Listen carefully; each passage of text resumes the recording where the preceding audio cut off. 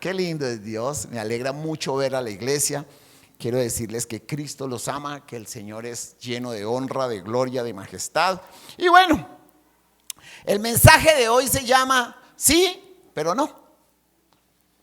A veces pensamos que por estar sirviendo a Dios, o porque creemos en Dios, o porque adoramos a Dios, necesariamente Dios está con nosotros.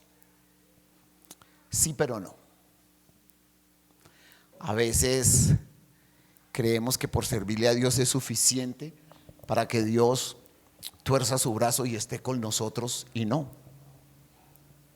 Y a veces cuando creemos que estamos en el mejor momento de Dios, las cosas se colapsan y entonces no funcionan.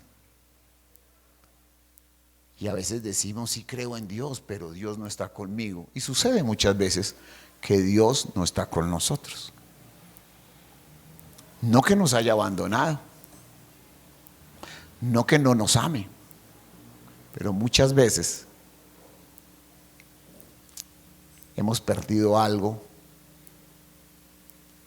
que nos alejó de Dios o que nos aleja de Dios. Cuando Josué derriba Jericó, Josué vence Jericó. Josué, el previo a Jericó, es el momento más sublime de una persona que puede estar. O sea, tiene la misión de Dios, tiene la presencia de Jesús. Jesús acaba de tener una cristofanía, cristofanos, el aparecimiento de una imagen, la formación de una imagen se llama Jesucristo. Jesucristo le dice, Josué está a punto de, está por ahí en un cerro peleando con él mismo. ¿Cómo voy a vencer los muros más altos que hay? ¿Cómo voy a vencer los muros más grandes que hay? 6 metros de espesor y 12 metros de altura. ¿Cómo voy a vencer esa ciudad que es el último reducto que necesito vencer para entrar a estos 2 millones, a estas 2,5 millones de personas, para que entren a la tierra que Dios le prometió y que hace 2 noches me dijo que me esforzara y que sea valiente? ¿Cómo me lo voy a ganar? Y entonces se aparece Jesús y Josué le pregunta, ¿usted es amigo o enemigo? ¿Usted es de los de aquí o es de los de allá? Y Jesús le dice, ni de los de aquí ni los de allá. Yo soy el capitán de los ejércitos del cielo. O sea, lo que está diciendo es, yo soy el que soy. Josué efectivamente vence de una manera poco razonable, porque es que los planes de Dios son muy difíciles, y dan 13 vueltas a la ciudad. Cada día dan una y el séptimo día dan 7. Si la matemática de esa época es la misma de ahora, 7 y 6 son 13 vueltas. Entonces da 13 vueltas en la muralla, y cuando el pueblo dice, griten, y gritan y se caen las murallas. 0 espada. Y ante eso, pues el poder, si a mí me pasa eso, yo ahí sí como decía esta mañana, ahorita hace un ratito, como decía Vanessa, pues un superhéroe, ¿o no? Porque el Señor y yo tenemos un feedback, comunicación, nosotros somos el uno del otro. ¿Qué vas a hacer, César? Tumbar CCF, habla, cáigase, se cae. ¿Entiendes? Entonces yo me imagino que estoy tuco, y la siguiente guerra, que es un reducto muy chiquitico después de Jericó, un pueblo que se llama Jai. Entonces Josué va y mira a Jai y dice, no, pues son 4 pelagatos, 5 rascaúñas, 4 pelagatos. ¿Para qué vamos a mandar al ejército? Mande muy poquitos. Y el poquitico pueblo de Jai vence a Israel. Mata como a 14 y hiere como a 200 y pico. Y entonces Josué estaba convencido de que Dios estaba con él, pero Dios no estaba con él. O sea, la pregunta es, hace 2 días acabo de derribar las murallas más espesas del planeta. Y ahora que estoy listo a arrancar, el poder de Dios no está conmigo. Sí estoy con Dios, pero Él no está conmigo. Sí, pero no, algo pasó. Algo pasó en esas 2 noches. Es obvio que ustedes deben conocer, anhelo en el Señor que lo conozcan. Ese era el pecado de Acán. En Jericó el Señor dijo, no tomen nada para ustedes, nada, maten todo, animales, perros, gatos, todo, acábenlo todo, menos a Rahab, a ella no, que va a ser la tatara abuela de Jesús, sacerdotisa, prostituta, y Dios, por una acción de ella, la pone a que figure dentro del estatus de la genealogía de Jesús. Y Acán significa amargura. Acán le pareció que podía coger alguna cosa y guardársela, y entonces la escondió, y ustedes ya conocen la historia. Acán, toda la tribu de Acán se la tragó el Señor, toda la tribu de Acán. Josué pensó que estaba con el respaldo de Dios, pero no tenía el respaldo de Dios. Sí, pero no. Eli es un profeta, y Eli tiene 2 hijos, Ofni y Finés. Los filisteos son los montadores se la tiene montada Israel, los cogen de papá, ¿se entiende? Y entonces un día dice, para ganarle a Israel toca traer el arca, traer la presencia de Dios. Pero Elí estaba convencido de que el arca era suficiente para que Dios estuviera. Sí, pero no. Cuando llega el arca a Israel, el pueblo de Israel se exalta tanto y grita tan fuerte que la tierra tembló. Imagínense eso. ¿Cómo sería eso? De la alegría de que llegara el arca. Y los filisteos que estaban al frente eran ecuatorianos.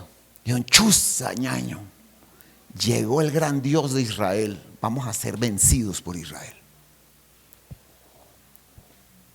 Tenemos que hacer una cosa, nos toca ganar o ganar, porque nosotros no vamos a ser esclavos de ellos como ellos son esclavos de nosotros.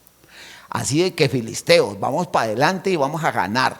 No importa que el arca está ahí, necesitamos vencerlos y traernos el arca y tener a Dios de este lado. Y los judíos estaban convencidos de que el arca sí era lo que necesitaban, pero no. Los filisteos los vencieron y hubo una gran mortandad y se robaron el arca. Y en ese robarse del arca se murieron los 2 sacerdotes más pillos de la Biblia, que eran los hijos de Elí, Ofni y Finés, que hacían las cosas malas.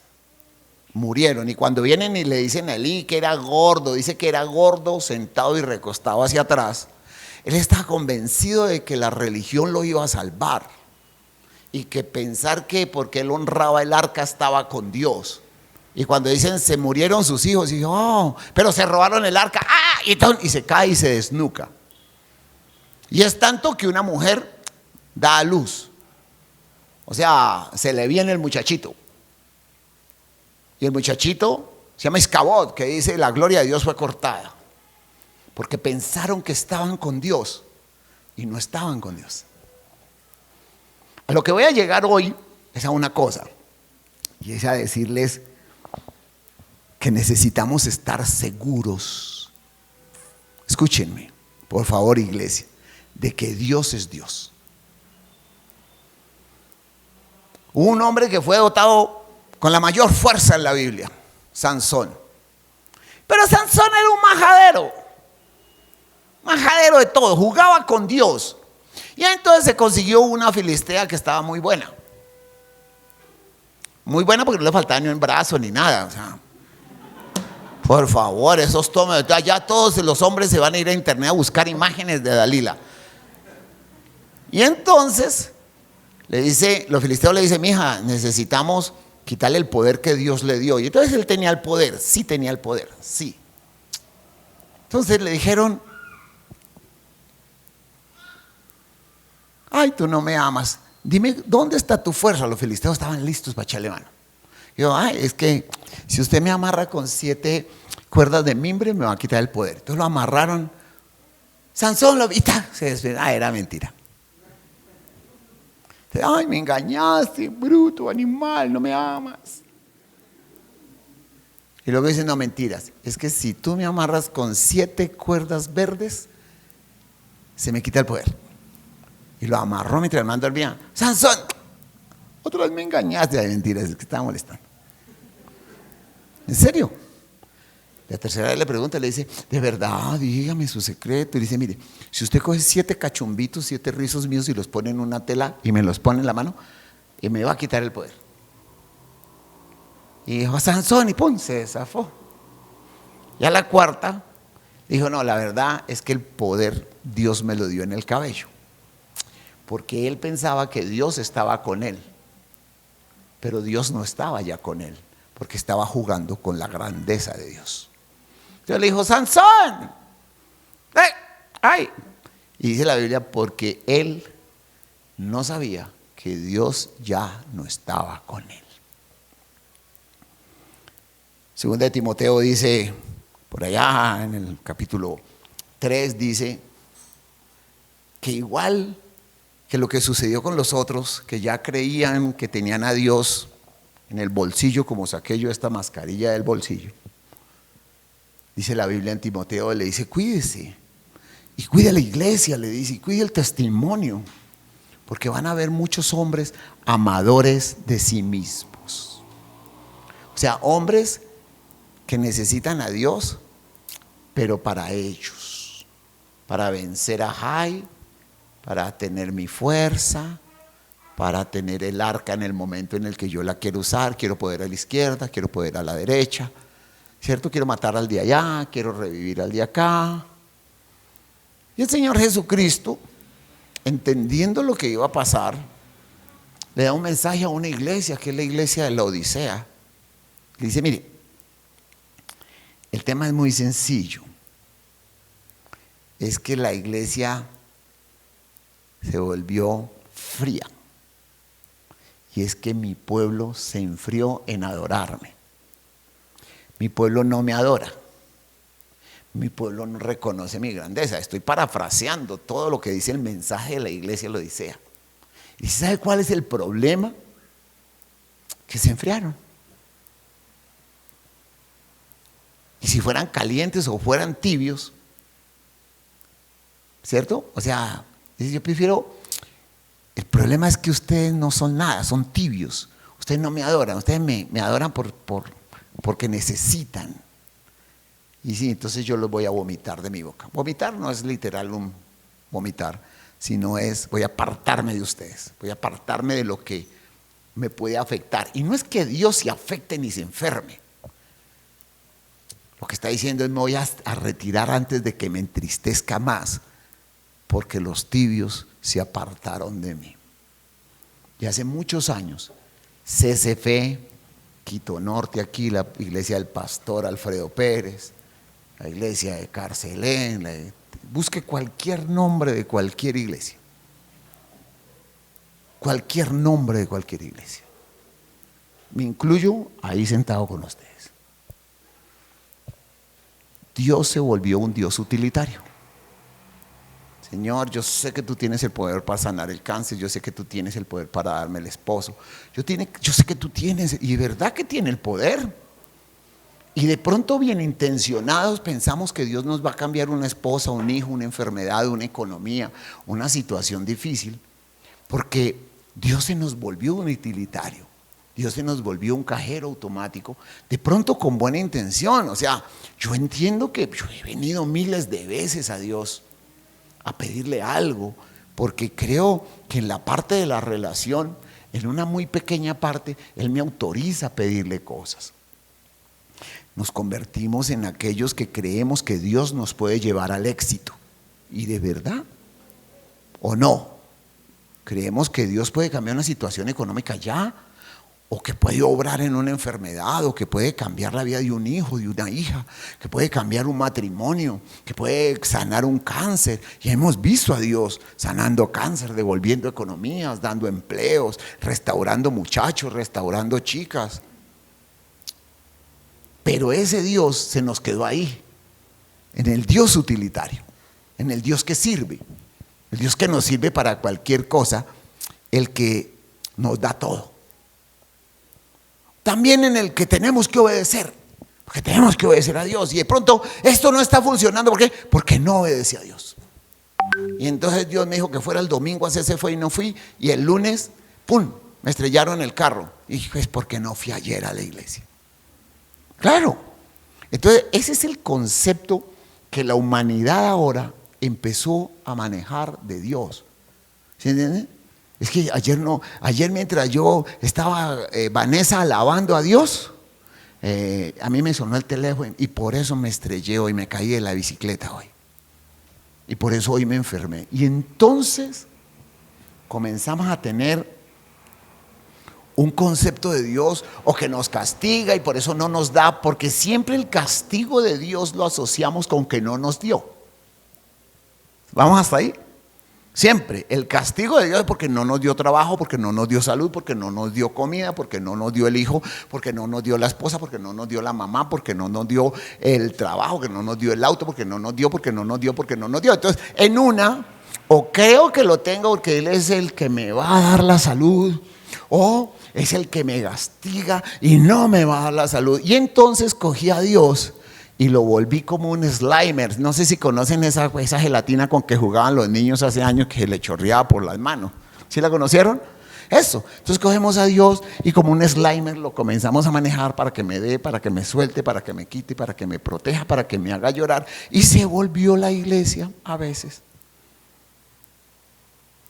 como la frotadora de la lámpara de Aladino. Venimos, frotamos 3 canciones, lloramos y Señor, ahora sí concédeme que yo pueda esto. Y frotamos la alabanza, 3 canciones que me hacen llorar a mí, pero que ni siquiera hemos tocado a Dios. Y entonces, Señor, concédeme la esposa. Y se nos olvidó una cosa, que cantarle a Dios no necesariamente es lo que hacemos aquí. Y que no porque le cantemos aquí, porque ensayamos 2 horas en la mañana y en la noche no nos trasnochamos alabando y glorificando a Dios, entonces puede que Dios esté, sí, pero no. ¿Saben qué perdimos? Y es de lo que voy a hablar hoy. Perdimos, escúcheme iglesia, el concepto de la majestad suprema de Dios. Perdimos el concepto de la grandeza de Dios en nuestra mente. Perdimos en la mente el concepto de Dios. Y me incluyo en eso. Me incluyo en el Dios que me da, me incluyo en el Dios que me castiga, me incluyo en el, pero en la mente a veces perdimos el concepto de la absoluta grandeza, perdimos el concepto de la adoración.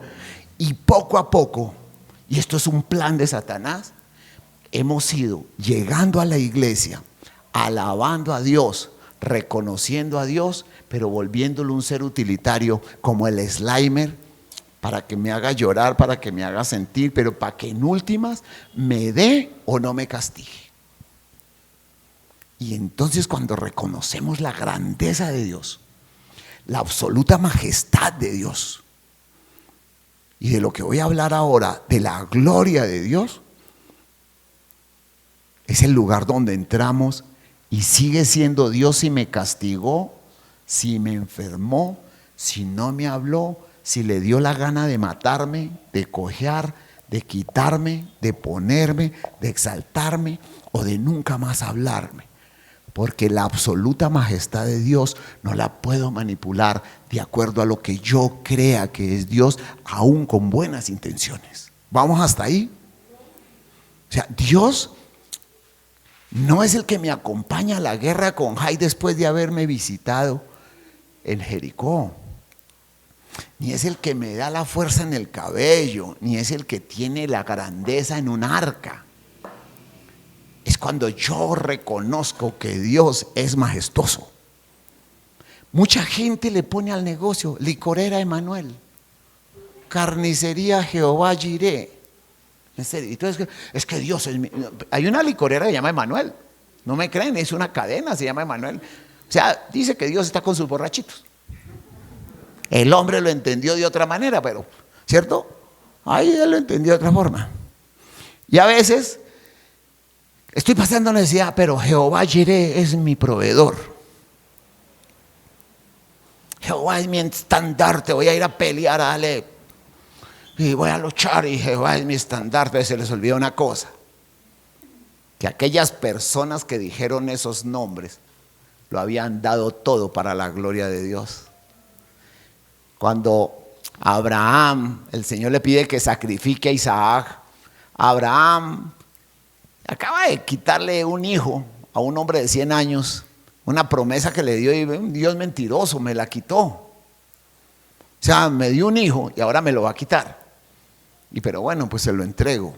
Dice la Biblia que obedeció. ¿Por qué no obedeció? Porque le fuera a ir mal. O sea, a mí me dicen que sacrifique un hijo y... Pero Abraham dijo, la majestad de Dios no la puedo vencer. Y entonces cuando Abraham entregó absolutamente todo, Dios puso un carnero envuelto por allá en una cerca. Y entonces Abraham dice, wow, Jehová Jireh. O sea, Jehová me proveyó para este sacrificio. Pero a la gente se le olvida y se nos olvida que Jehová es Jireh después de haberlo entregado todo. Jehová es proveedor solamente cuando entregaste y reconociste la grandeza de Dios. Entonces, es que Dios, Jehová, mi Nishi, Jehová es mi estandarte, mi bandera de guerra. Pero se les olvidó que Moisés había entregado todo, hasta su vida para Dios. Y cada que hay un nombre en la Biblia está precedido de alguien que antes de nombrarlo lo entregó todo a la majestad suprema de Dios. Y entonces en nuestra mente debemos hacer un coco wash, un lavado de cabeza y volver a la majestad absoluta de Dios para que Él sí sea, pero sí. Por una razón, porque cuando reconocemos la majestad de Dios, entendemos que lo que estoy pasando, lo que vaya a pasar, lo que pasa y lo que seré, jamás me va a apartar del amor de Dios. Y que la grandeza de Dios sigue siendo Dios, así yo esté aguantando hambre. Y que la grandeza de Dios sigue siendo grande, así yo tenga cáncer. Y que la grandeza de Dios sigue siendo grande, así esté en un divorcio, así esté en la peor de las economías o en la más grande de las posiciones del planeta. La grandeza de Dios sigue siendo Dios. ¿Y sabe dónde se perdió? Yo les tengo la noticia hoy. Se nos olvidó retirarnos a volver a tener intimidad con Dios. Y yo, no me responda a mí, pero respóndaselo usted. ¿Cuántas veces en el transcurso de este año que empieza, no hablemos del año pasado, se ha retirado a un lugar solo, no con la familia ni en el altar familiar, en un lugar solo, a buscar la intimidad con Dios? Respóndaselo nomás, no me responda a mí. ¿Cuántas veces se ha encerrado en un cuarto, se ha ido a un lugar, se ha arrodillado en un sitio donde nadie le moleste la vida? Mal pensados. Donde nadie les moleste la vida y diga, voy a estar en intimidad con Dios. No para pedirle que me sane, que me alivie, que me dé la pata, que me enderece los pies. Yo siempre le he pedido que me enderece los pies y no quiso. ¿Cuántas veces has vuelto a buscar la intimidad con Dios? Y cuando has ido a la intimidad, ¿a qué has entrado? ¿A pedirle qué? Intimidad con Dios es el momento en el que Dios se aparece para que tú glorifiques su grandeza. Porque nos volvimos pedidores oficiales. Y lo pedimos, mire, ayer yo reflexionaba y anoche clamaba yo, tenía una oración especial por algo, por alguna situación de alguien, alguna cosa de estas. Y a la postre terminé diciendo, wow, no he hecho sino pedirle. Y estaba en un lugar con Él. Y estaba en el lugar donde las cosas pasan. Y yo no hice sino pedirle. Y dije, wow. Salí como desocupado. Dije, no lo busqué para reconocerlo. Si Él quiere seguir la situación, que la siga. Si quiere desaparecer el planeta, que lo desaparezca. Si quiere que esas personas sufran, vivan o se glorifiquen en ellas, no sé, pero yo les vuelvo y les hago la pregunta. Porque se perdió la intimidad con Dios. ¿Cuánto tiempo has dedicado? Ahora, no estoy hablando que te tienes que encerrar una hora. 7 de la noche, hora de encontrarme con Dios. 8 de la noche, hora de tomar café. 8:05, hora de regañar a mi esposo. No, pasa así. 8:07 hora de salir a jugar con mis amigos. 8:09 usted no sale. O sea, ¿cuánto te has encerrado a tener intimidad con Dios? Y es la invitación que yo les traigo hoy. No importa cómo esté tu vida, si está llena de grandeza, si estás en el mejor empleo, si estás en el mejor momento de tu vida, si estás pasándola lo mejor o la estás pasando lo peor, corta y empecemos a buscar a Dios por su majestad. Vanessa dijo algo. Yo sé cuando el Señor me está respaldando al lado, porque siempre la alabanza toca algo de lo que yo voy a hablar. Y en el Salmo 46:10, 46:10, Dios da una orden a David y nos da una orden a nosotros. Y es la orden donde nos obliga a buscar la majestad y la grandeza y el esperar el asomo del brillo de la gloria de Dios. Y en el Salmo 46:10 Dios da una orden. Levanten todas las manos, agiten así las manos. Quédense quietos. Eso es lo que dice Dios. Dice, quédense quietos y sepan que yo soy Dios. O sea, escuchen lo que dice. La palabra quedarse quieto no es lo que ustedes hicieron. Quedarse quieto significa rendir las armas, sujetarme, dejar de luchar y dejar que lo que tengo al frente decida sobre mi vida.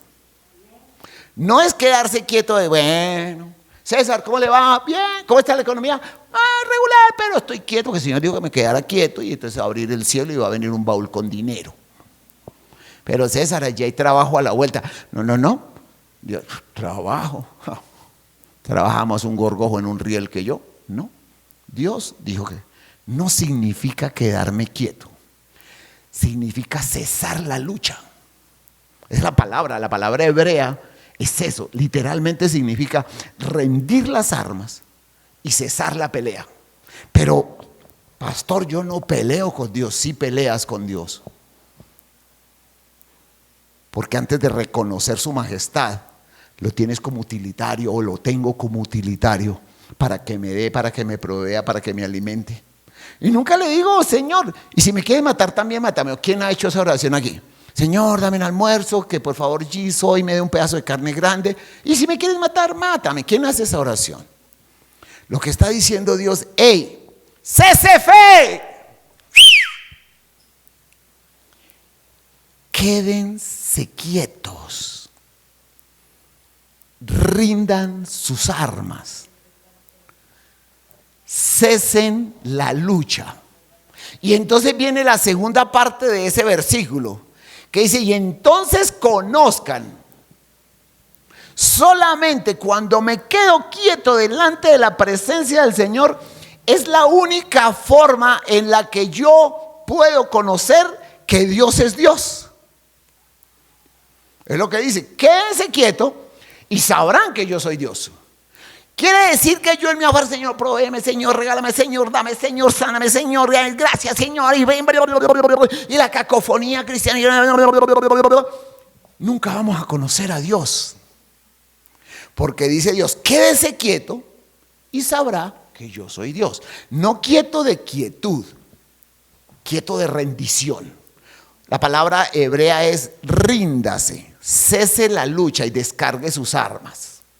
Señor, haz conmigo como quieras, en tu majestad. Y si me va a ir mal, te ruego una cosa, que me fortalezcas mientras yo paso lo que tú tengas para mí.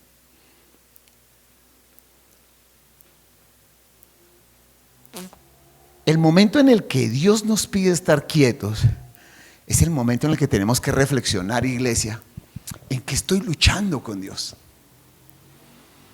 O sea, ¿qué es lo que tengo que rendir delante de Dios? Que no me permite ver su majestad. A veces las buenas intenciones, que no generalmente están enfocadas en el camino y en el motivo que Dios tiene con alguien. Yo recuerdo que una vez estaba orando, en serio, estaba orando muchísimo por alguien y el pastor Ledesma, yo estaba aquí tendido en un plástico negro que había, estaba aquí tendido, 6 de la mañana un jueves, clamando por alguien. El pastor Ledesma vino y me tocó el hombro. Me dijo, César, no gaste tiempo, me dijo. Y yo, ese argentino profano, hijo del diablo. Yo ya con la cabeza asomada en el tercer cielo, ya estaba así, y el man me saca. ¿Y usted cree que lo que usted está pidiendo está de acuerdo a la voluntad de Dios? Me dijo. Pero es que yo quiero que sea bueno, me dijo. Ese man no lo cambia a nadie. Ore que se salve. Vuelva y ore, me dijo. Tiendas y diga, Señor, sálvalo, sálvalo, sálvalo. Pero no le dé órdenes a Dios, me dijo. Fue una gran lección. Me dijo, no le dé órdenes a Dios, porque de pronto Dios lo quiere cargar en el hombro, pero como es inquieto le va a partir las piernas. Y en serio, me cambió todo el concepto. O sea, todo el concepto de lo... Yo dije, wow, Señor, sálvalo, pero poquito, por favor, trátalo bien. Que no, sí, Señor. Porque él sí conocía la majestad de la grandeza de Dios y yo no.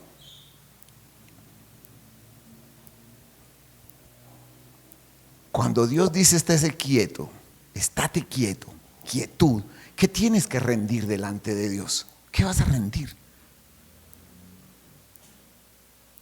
Necesitamos conocer solo una cosa, iglesia: la majestad de Dios. No más, la grandeza de Dios. Siempre hablamos de la gloria, ¿o no? Démosle la gloria a Dios en las alturas. Gloria, gloria, gloria. Pero nunca hemos definido la gloria. Nunca hemos, porque dice que el reflejo de la gloria, la luz de la gloria, y los hebreos la definen en 2 términos: Shekinah y Kadosh. Es el peso absoluto, la gloria de Dios que mata, la que aplasta, la que no puede nunca enfrentar, ni siquiera ya en la presencia de Él, solamente que lo autorice. Y el Shekinah, que es la gloria, esa que Dios muestra para hacer cosas.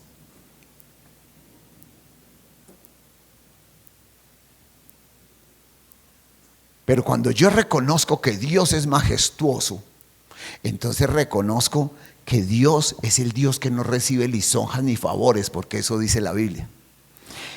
Voy a leer porque son 500 a las que le voy a decir, mentiras. Que es la majestad del cielo, que es el todopoderoso, que es el creador del cielo y de la tierra. Es la majestad que es el Dios único, el que está sentado en el círculo de la tierra, el que abre los cielos como una cortina, el que creó las estrellas y las llamó por su nombre, el que ve las obras de los hombres como vanidad, el que no pide consejos, el que es dueño de la vida y de la muerte. Esa es la soberanía de Dios, el que detuvo el universo 4 horas para un tipo para decirle que de verdad le iba a dar vida, y 18 horas a otro para que no se apagara el sol y lograra un día completo. Y entonces cuando dice que es que a veces la Biblia la pasaba muy rápido. Jehová detuvo el sol. Detuvo el sol 4 horas. Cuando le dijo al rey que iba a morir. Y después el rey le dijo que no, sí, que no, está bien, le voy a dar 15 años. ¿Y cómo sé que sí?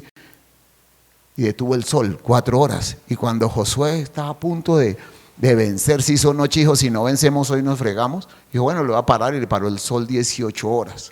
Entonces uno dice, el Señor paró el sol, pero no es necesario ser muy científico para entender que al detener el sol detuvo todo el sistema solar. Y para detener el sistema solar tuvo que haber detenido toda la Vía Láctea, y para haber detenido la Vía Láctea tuvo que haber detenido todas las constelaciones. O sea, el Señor detuvo el universo un día para concederle un favor al hombre por su majestad, y mostró la grandeza que Él es, la grandeza absoluta de la majestad de Dios. ¿Pero qué es gloria? No la señora que está aquí sentada. Ella es glorita. O sea, la gloria chiquita. Moisés le dice al Señor, escuche la relación de alguien que tiene grandeza con Dios. Moisés le dice al Señor, le dice, si usted no va a ir conmigo, yo no voy. Puede que seamos 2,5 millones, puede que seamos muchos, pero si usted no va conmigo, yo no voy a ir. O sea, no voy a ir a pelear. Entonces el Señor le dice, vaya tranquilo, que yo voy a estar con usted. Y entonces Moisés, que es más cansón que César Morales, le dice, hágame un regalo. Le acabo de decir que voy a estar con usted, pero hágame un regalo.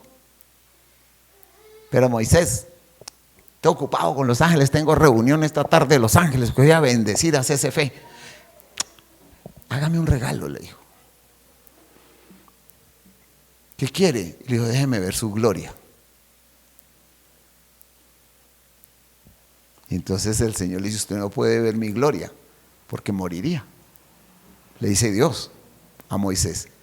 Dice, usted no puede ver mi gloria, porque inmediatamente caería aplastado por la grandeza del Kadosh que me está pidiendo. No importa que usted sea mi ñaño, no importa que usted sea amigo, no importa que usted sea el hombre más paciente. Y entonces Moisés, que es como un chino chiquito, como Dícori cuando está cansón, pues, déjeme ver la gloria, déjeme ver la gloria, déjeme ver la gloria. Por favor, déjeme ver la gloria, yo quiero ver la gloria, necesito ver la gloria, déjeme ver la gloria, déjeme ver la gloria, yo quiero ver la gloria, quiero ver la gloria. Entonces el Señor dijo, bueno, ya. Y le dice, hagamos una cosa. Y Dios define la gloria. La definición de qué es la gloria de Dios, Dios mismo la da en Éxodo 33 y 34. Y dice Dios, ¿quieres ver mi gloria? Está bien, te mostraré entonces mi bondad. Y que yo soy misericordioso con quien soy misericordioso. Y que soy clemente con quien soy clemente.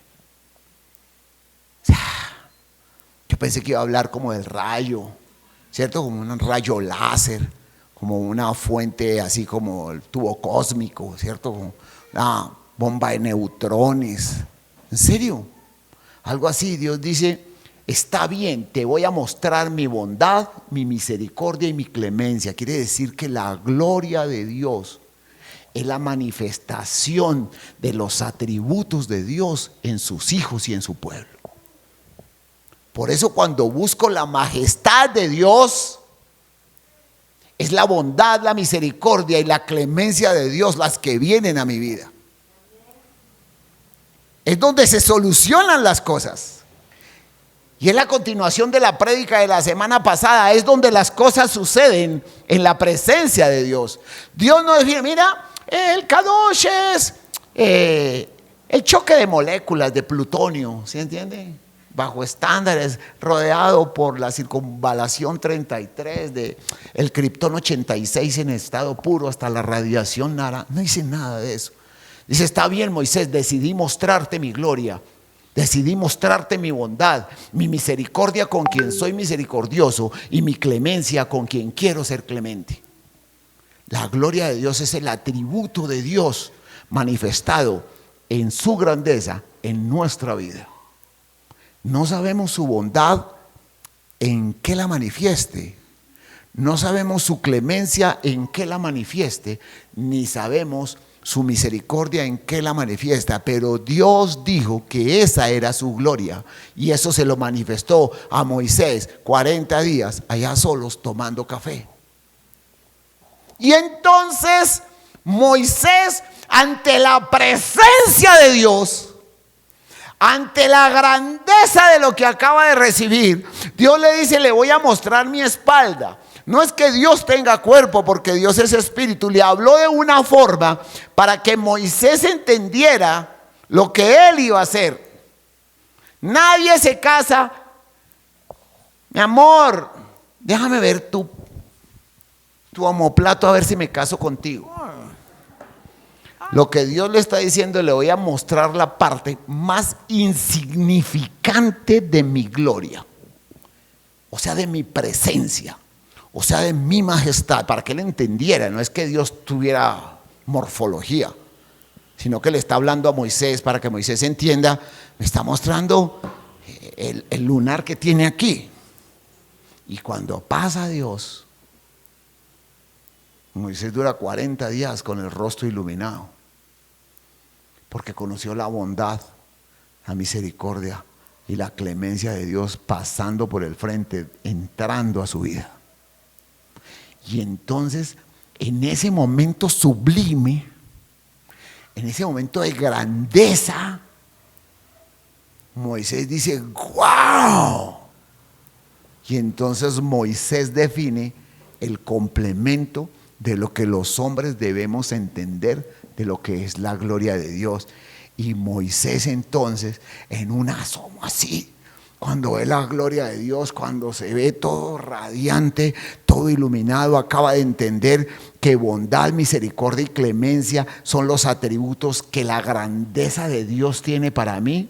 Moisés comienza a gritar como un loco y dice: fuerte y misericordioso, piadoso, tardo para la ira, grande en vergüenza y en verdad, perdona la iniquidad y no da por inocente al malvado. Ese es Dios, esa es la grandeza de Dios, esa es la gloria de Dios, dice Moisés. Y el man queda así como la bomba, todo en silencio. La gloria de Dios es el atributo de la manifestación de Dios en tu vida. Escucha, iglesia, no es lo que tú quieres que te dé, es reconocer la grandeza del que quiere dar lo que Él te quiere dar, o la grandeza del que te quita lo que Él te quiere quitar, o la grandeza de asomarse lo que Él quiere asomar, o la grandeza de callar lo que Él quiere callar. Dios es Dios. Y si estás en un momento difícil de tu vida, ve a buscar la grandeza de Dios.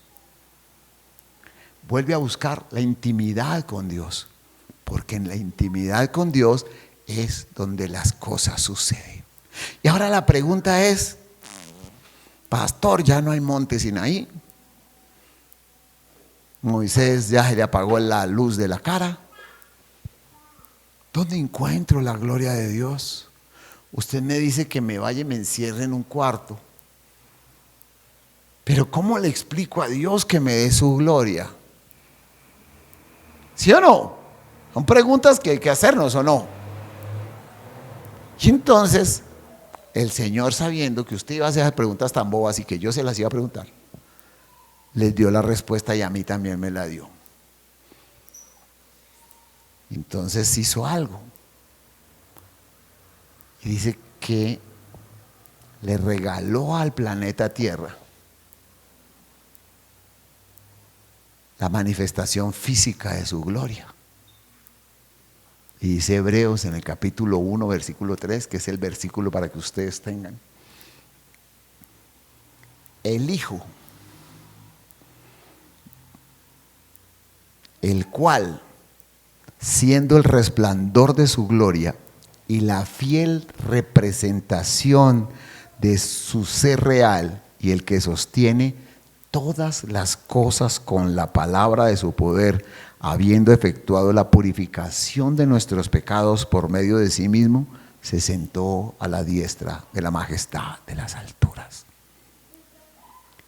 La última manifestación de la gloria de Dios fue Jesucristo encarnado y trayéndonos la más absoluta manifestación de la gloria de Dios. Y entonces nos preguntamos: Jesús, ¿cuál es esa gloria?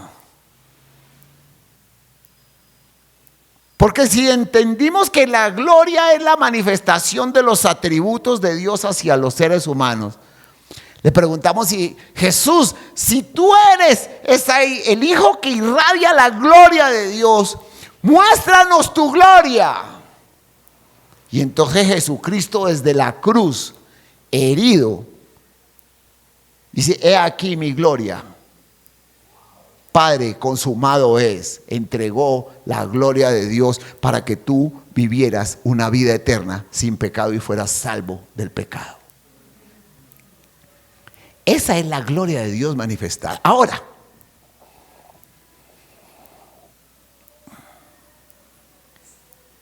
si Cristo te salvó del pecado y es la manifestación absoluta de la gloria de Dios, del pecado y del infierno.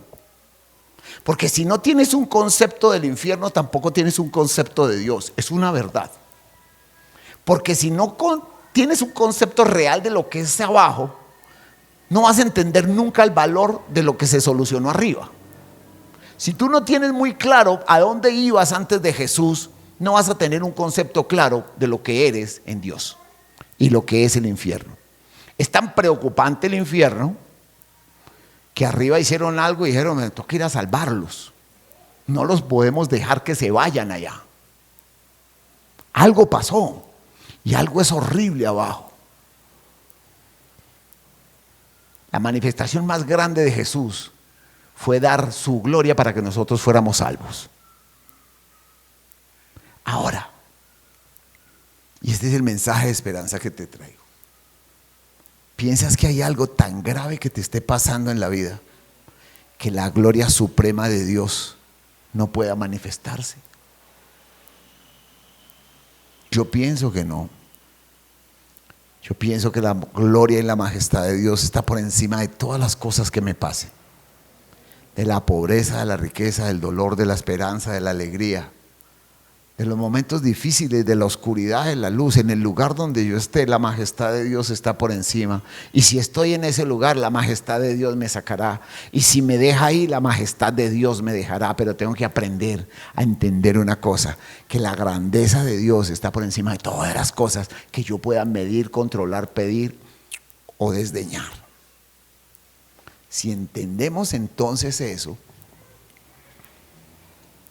debemos volver a conocer la grandeza de Dios a través de las enseñanzas de Jesús. ¿Cierto? Porque es la gloria manifestada, y esa gloria hablaba, y esa gloria dejó mensaje, y esa gloria dejó 27 libros, y esa gloria dejó una Biblia, y esa gloria habló de cuanta cosa pudo, de qué eran las cosas en el cielo. Entonces, si queremos entender la gloria de Dios, la majestad de Dios, debemos volvernos a las palabras de Cristo. Sin entender las palabras de Jesús, jamás vamos a entender a Dios y su gloria y su majestad. Sin entender el reinado de Jesús, jamás vamos a entender la gloria de Dios. Si no entendemos que Él es el dueño y amo absoluto de todas las cosas, jamás vamos a entender a Dios. Iglesia, yo te pido hoy algo, un consejo, un anhelo de mi corazón. Y te vas a dar cuenta lo difícil que es. En serio te lo digo. Hoy enciérrate en un lugar. Escúchame, iglesia. Hoy enciérrate en un lugar e intenta buscar la intimidad para reconocer la grandeza y la majestad de Dios. Y te vas a dar cuenta lo difícil que es. Porque tu mente está en este momento programada como un CD que da vueltas y vueltas y vueltas, y te va a quedar absolutamente difícil estar en silencio y quieto delante de Dios. Porque en medio de Señor, pero es que estoy paz, Señor, pero es que estoy, Señor, pero es que, Señor, y te va a costar full trabajo estar en silencio ante la grandeza de Dios. Cuando Dios le manda a los sacerdotes, le dice al sacerdote: entre y se queda callado delante de mí. Esa es la orden que hay en Levítico. Que cuando el sacerdote entre una vez al año, después de que riegue con el hisopo, después de que se bañen, se limpien incienso y entre al lugar santísimo, dígale que se esté quieto delante de mí. O sea, no hagas nada, reconózcame allá adentro la majestad. Tu silencio reconoce la majestad de Dios. No entres a un lugar a decirle a Dios que cambie tu vida. Dile que cambie su relación contigo y tu relación con Él. Salomón, dice la Biblia, que nadie tuvo más sabiduría que Salomón. Y fue un sabio para manejar su reino, pero fue un idiota para manejar su vida y su familia.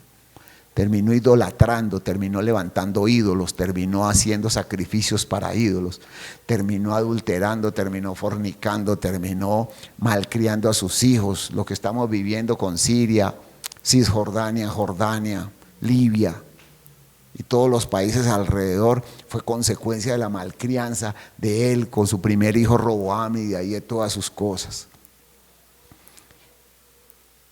¿Quieres sabiduría? La Biblia dice que la pidas, que hay en abundancia. ¿Sí o no? Pero yo te voy a dar un consejo. Ese consejo te va a hacer libre y va a cambiar toda tu vida. Dice, Señor, quiero sabiduría para tener mi relación contigo. No más. No le pida, Señor, que sabiduría. No le pida bobadas. En serio. Dice, Señor, quiero sabiduría para entender mi relación, para que tengamos una relación. Y la Biblia dice que Él te la va a dar en abundancia, porque eso dice la Biblia. Y si no me la da, entonces la Biblia miente y todo esto es una payasada. Quiere decir que la Biblia dice que Él me va a dar sabiduría. Pero pida sabiduría para su relación con Dios. ¿Por qué? Porque si usted tiene una relación con Dios, tiene una buena relación con su esposa, tiene una buena relación con sus hijos, tiene una buena relación con su economía, con sus amigos, con sus momentos de dificultad, con sus momentos de alegría, porque usted está en el hilo correcto. Okay. La grandeza de Dios es pídale sabiduría a Dios para su relación con Dios. Y si la sabiduría a Dios se la da, entonces usted no va a tener problema de nada. No va a tener problema con las compañías, no va a tener problema con absolutamente nada. Porque Dios está en el control de su vida. Iglesia, es tiempo de volver a buscar la intimidad con Dios. Es tiempo de volver a reconocer a Dios. Y es tiempo de dejar que Dios manifieste su majestad delante de ti. ¿Cómo? Como Él quiera. Porque Dios, grupo de alabanza, porque Dios es Dios y su majestad es grande y poderosa.